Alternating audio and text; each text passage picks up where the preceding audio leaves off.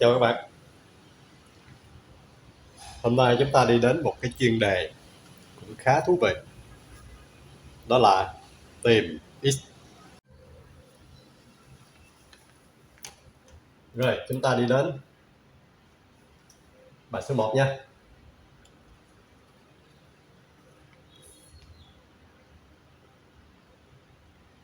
Tìm X sao cho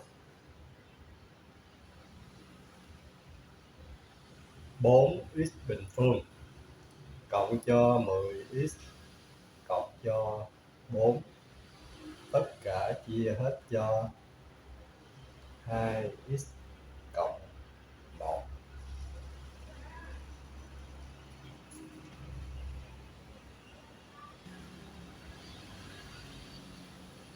X 1 sao được?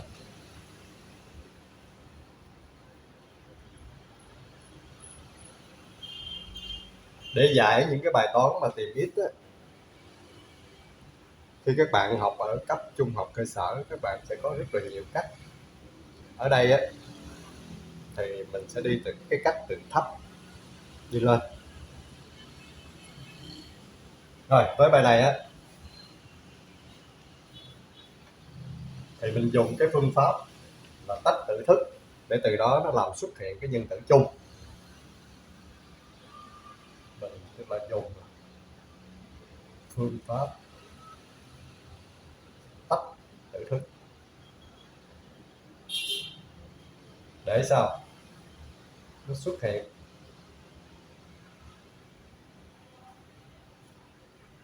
nhân tử chung.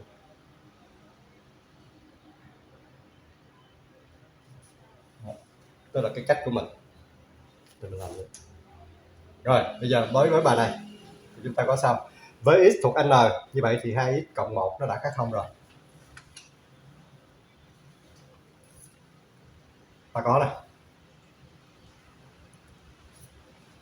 ở v trái á, thì các bạn có cái gì, có là 4x bình phương cộng cho 10x cộng cho 4. Mình khai triển ra, tức là nó bằng 4x bình phương cộng cho 2x cộng cho 8x cộng cho 4. Ở đây các bạn bằng là 2x nhân cho 2x cộng cho 1 và cộng cho 4 nhân cho 2x cộng cho 1. Rồi, tới đây chúng ta lý luận nha.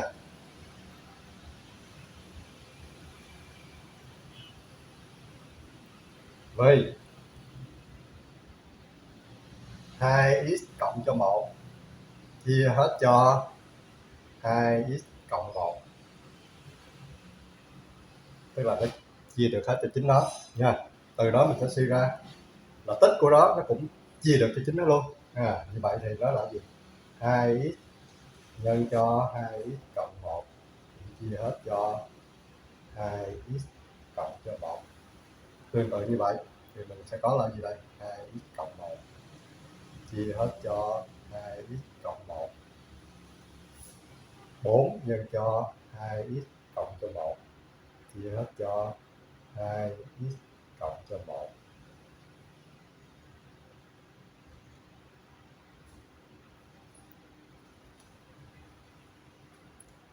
Như vậy từ đây sao các bạn? Mình tiến hành cộng nó thôi. Từ đó mình suy ra 2x nhân cho 2x cộng cho 1 cộng cho 4 nhân cho 2x cộng cho 1.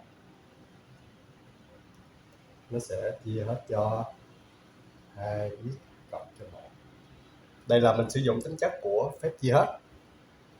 Tính chất phép chia hết mình nhắc lại các bạn. Mình có A chia hết cho B, C cũng chia hết cho B. Như vậy từ đây mình sẽ suy ra là A cộng cho C nó cũng chia hết cho B. Rồi mình có cái gì nữa? Mình có là khi A mà nó chia hết cho B nè, thì đó mình suy ra là gì? M nhân cho A nó cũng sao chia hết cho B. Đó là hai tính chất đặc trưng của chưa hiểu gì hết.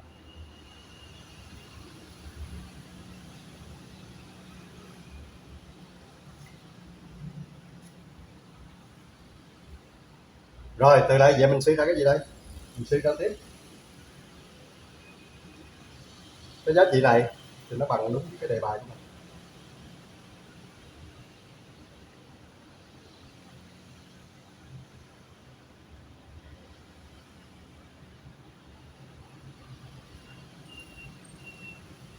Với mọi x thuộc n,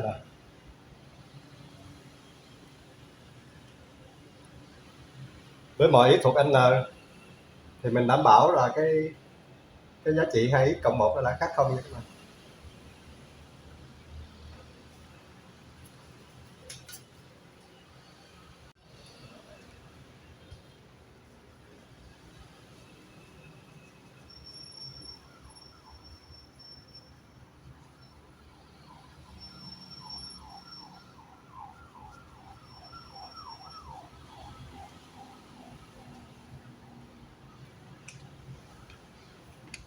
Chúng ta đi đến câu B.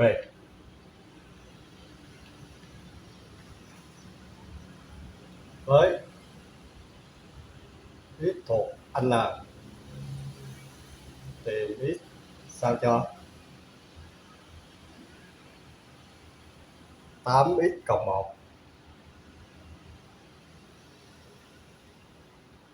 chia hết cho 22x.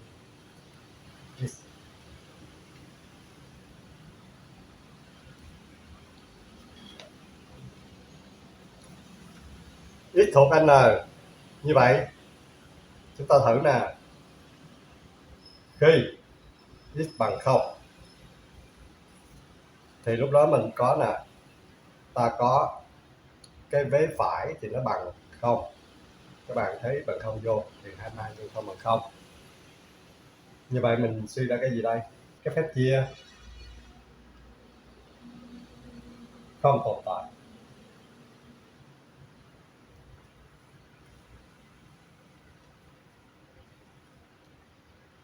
Rồi khi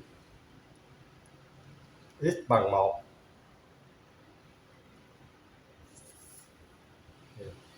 ta thấy ở cái vế trái á, 1 nhân 8 là 8 cộng 1 là 9, tức là nó bằng 9. Cái vế phải thì nó bằng 22. Từ đây mình suy ra sao? 9 không chia hết cho 22. Cho nên giá trị x bằng 1 mình loại nha. Rồi bây giờ tới khi x mà nó lớn bằng 2 thì các bạn để ý nè,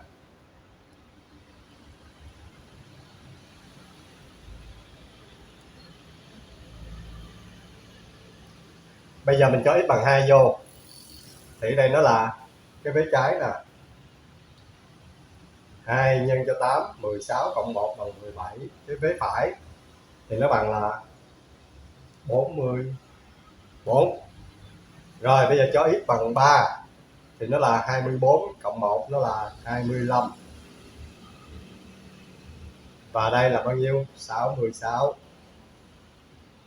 Khi x bằng 4 thì là cái vế trái 4 nhân vô bằng 33.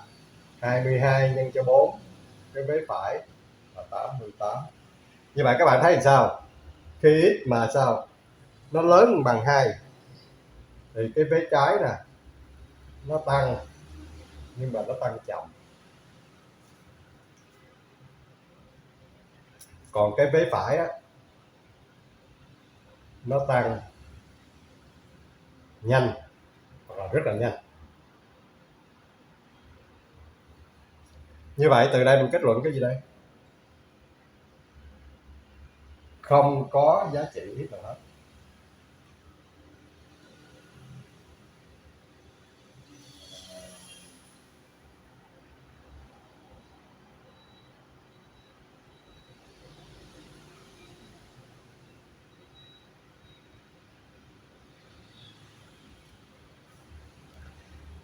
Như vậy với x thuộc n thì bài toán này sao các bạn? Mình kết luận nè.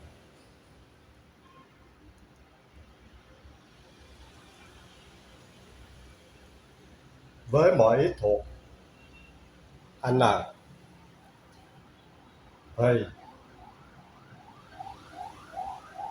không có giá trị x là bỏ đề bài.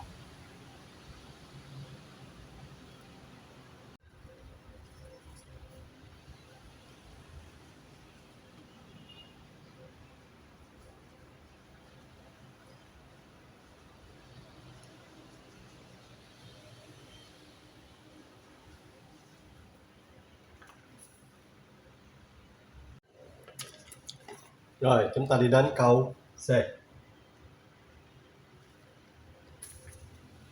Với x thuộc n tìm x sao cho 8x cộng 1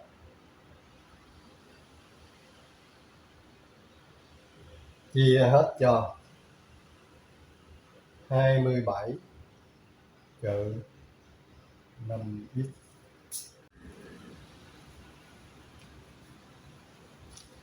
Rồi bây giờ chúng ta áp dụng cái tính chất của phép chia hết ra. Chúng ta có nè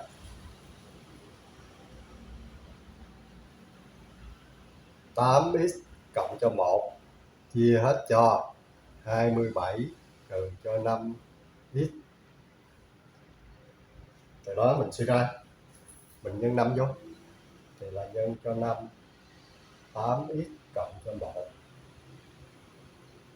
nó cũng chia hết cho 27 trừ cho 5x. Hay là chỗ đây mình có cái gì mình khai triển ra, tức là mình suy ra 5 tức là 40x cộng cho 5 nó chia hết cho 27 trừ cho 5x.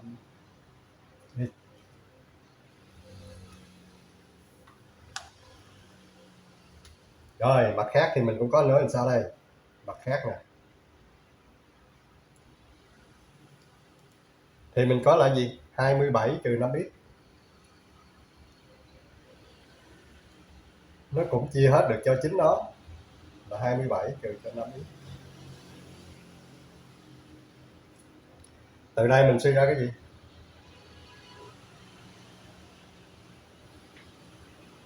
mình nhân 8 vô tức là 8 nhân cho 27 trừ cho 5x nó cũng chia hết cho 27 trừ cho 5x. Như vậy mình suy ra cái gì đây, 8 các bạn nhân với 27 thì nó bằng là 216 trừ cho 40 chia cho 27 trừ cho 5. Rồi mình áp dụng tính chất của phép chia hết, mình cộng lại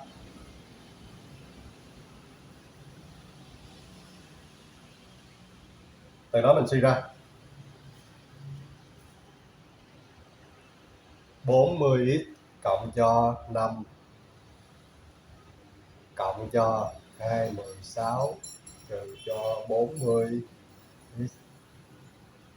thì nó chia hết cho 27 trừ cho 5. Rút gọn các bạn, nó là 221 chia hết cho 27 trừ cho 5.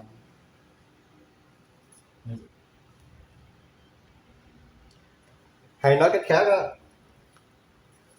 thì mình có làm sao là 27 trừ 5x, tức là bài toán trở thành là sao mình tìm ước của 221.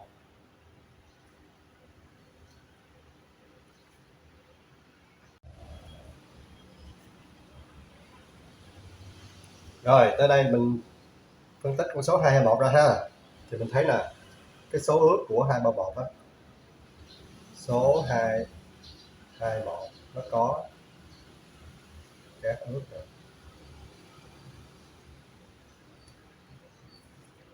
Các bạn phân tích ra từ số nhân tố thì mình sẽ thấy cát ướt nữa là cộng trừ 1 nè, cộng trừ 13 nè, cộng trừ 17 nè, và cộng trừ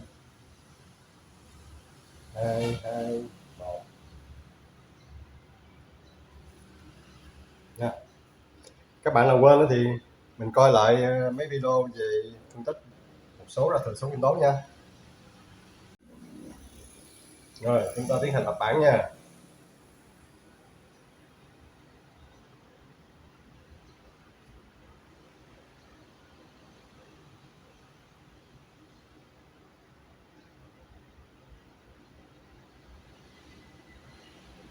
Hai mươi bảy trừ 5x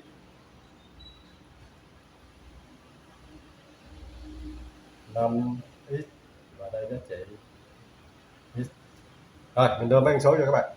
1 trừ 1 13 trừ 13 17 trừ 17 221 trừ 221.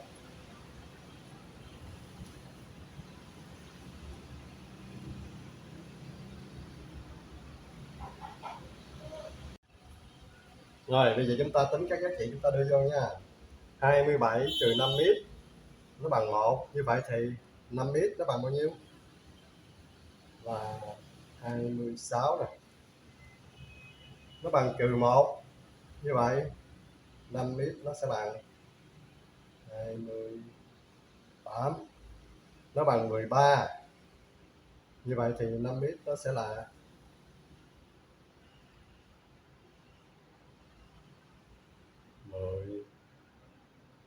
14. Nó bằng trừ 13, như vậy thì nó sẽ bằng là 40. Nó bằng 17 27 nó sẽ bằng là 10. Nó bằng trừ 17 44 và nó bằng 221.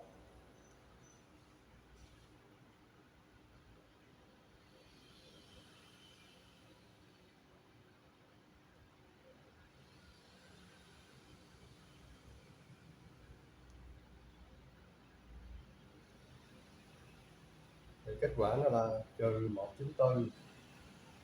Nó bằng trừ của 221.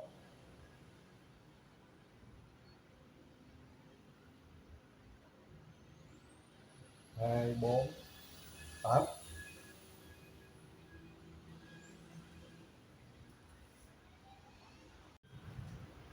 Rồi tới đây thì mình suy ra giá trị x thôi.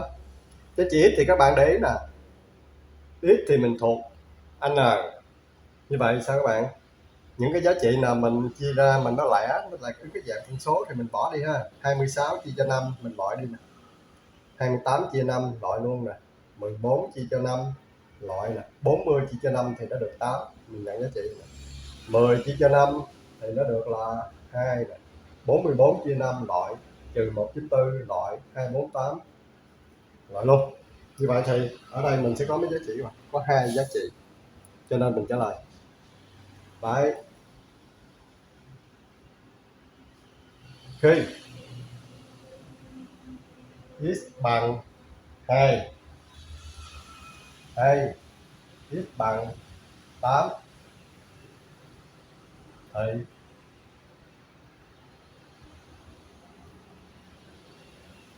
tám x cộng 1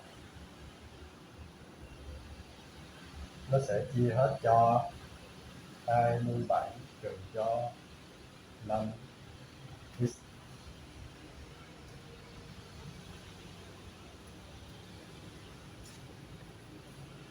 Bài này giải thì nó có nhiều phương pháp lắm,